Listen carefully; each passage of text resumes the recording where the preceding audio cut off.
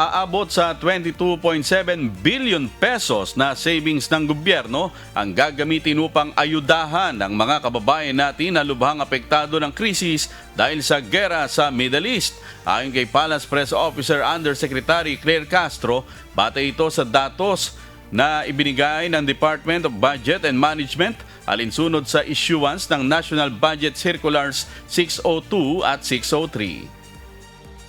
Ngayon may savings na 22.79 billion na savings.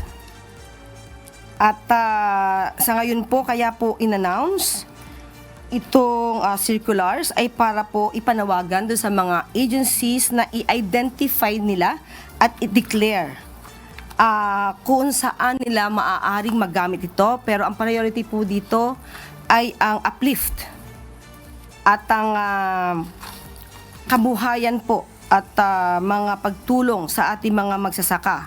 Kasama na rin po dito ang pagprotekta sa ating mga pamilyang Pilipino, workers, commuters at mga OFWs na nakaranas po ng medyo hindi magandang sitwasyon dahil dulot po ng krisis sa Middle East.